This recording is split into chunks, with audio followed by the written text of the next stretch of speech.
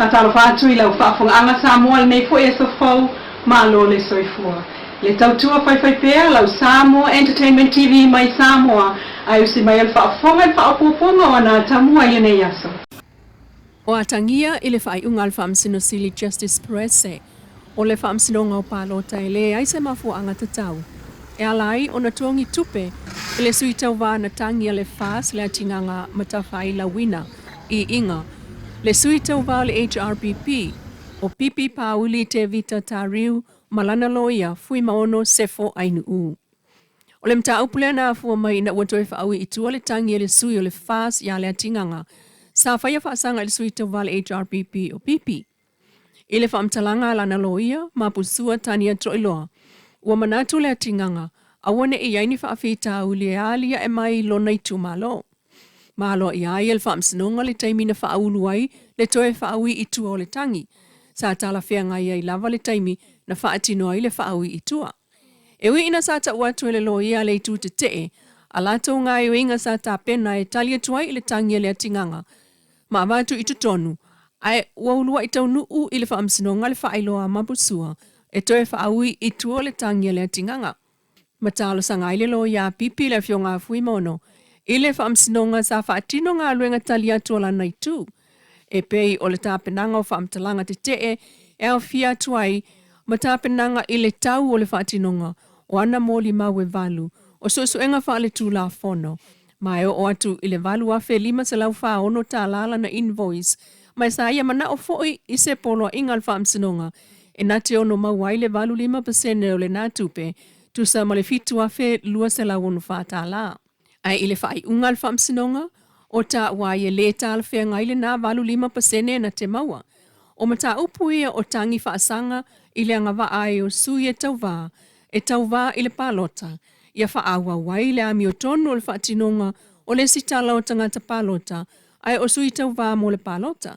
Mai le tatau, o na whaofia tuai fuafoi, Iai mani tau. Ua tali malo ai nei le kalesia katoliko Romo I Amerika Samoa I le taunu watu. Iai le vai sonei o le fionga mo sese Vito Liatui, le Archbishop o Samoa pia.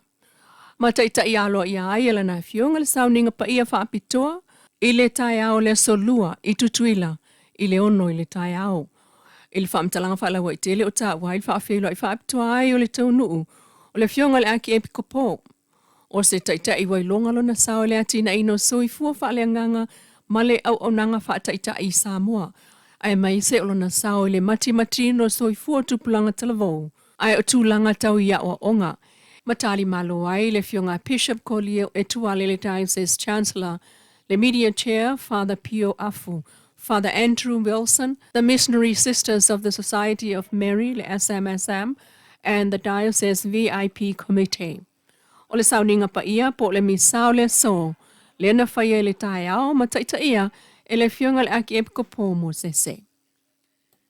O le vaita wul palo te tele o lua tasi le na maliwai tu au maletino.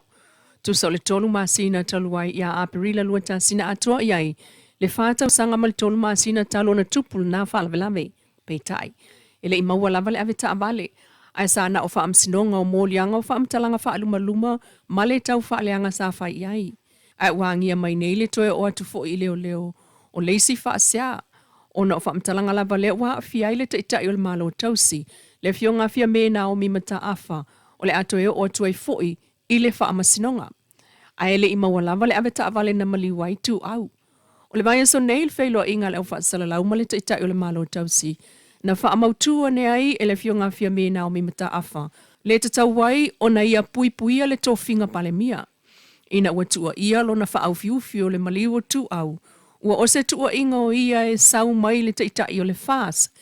Peitai, na pai fo ila na saunanga.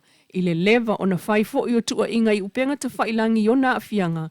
E amata mai le maliwo Professor Gabat. Sai alo manatu afatanu fala o te social media tanga tau tere I o le mea lava o tupu. O le mea ua toi sui eilo mafafau. E olo ai le vaenga lea o e taita I le maro.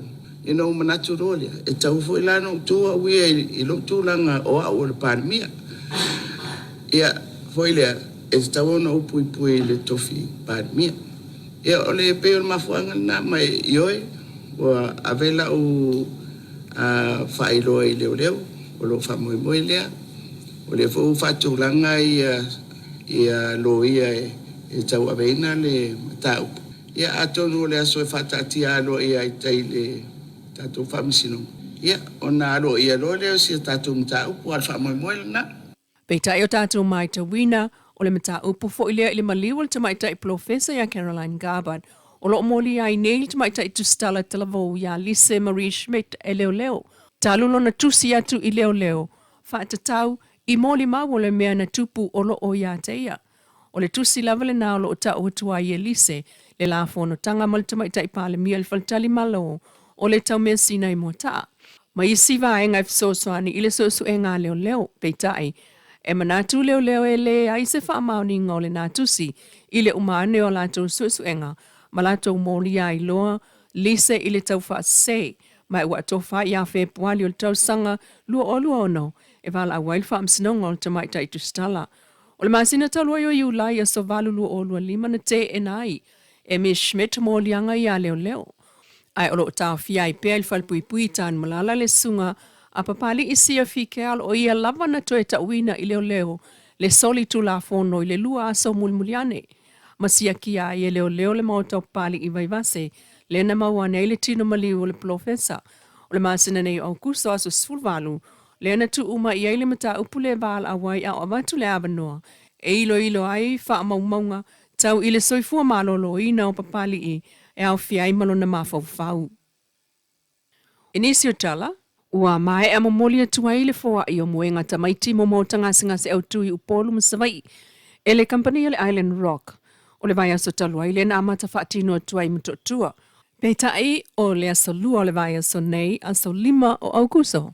Le na whaatino ai mo savai i mo tangasi o le mali e tua tanu mawhili le lua e tua sivi. Masao no le sui o le Island Rock le sunga maiava i o sia maiava. E tu sa mali tolu sfulu a fetala le tau o isi moenga se fulu. Lena tau awa i tua sivi, e le li fo mai, ma le li pule lango ya pili, ali isoli a semi-peri vela timu. Whaftai el pulenga o le mali e toa tanu mawhili le lua le company le Island Rock i le alolo fatu. O le taua fo ile na, o le alofa, lena wha autu, ia le upu wha mana tuma le upu fola le wha whengainga, lena wha ia le lotu whaftai li peitai. Sauno fo ile sunga po mau Dr. Pesamino une, i le tāua, o le taimi wa taunu ua i le foa i le nei. Ina o lo o mana o mia ai il vaenga o whanau o tau fiatu le whalmai, ona o le whamai o le tenki fiva. E lua whanau la i te len tau fia ai o te aleisi i tua. Ai o atu lava le whasfulu le 5 se fulu mai, e o atu, i le whalmai i le aso mai whanau la i te se fulu tausanga le mātutua, ma tangata mātutua. Ta ua fo ele sui le Island Rock le sunga mai a vai ono toe maua nisi fsoswani moenga, pe a whai la vai whaate tele le wha mai, mamana o mia. Mai ua iai fo i wha moe moe wha so atu nisi moenga mo whale mai wha tu malo i tua. E wha lea iau fia i sa fotu ma sa taua. Whaftai lau whaafonga le tautua whai pea le Samoa Entertainment TV mai Samoa, ili nei fo i tu la, mana Atamua. Whaftai fo i le Wendy's design o lo i funga lei, mo le ofu matango fie, ai wha soi foia.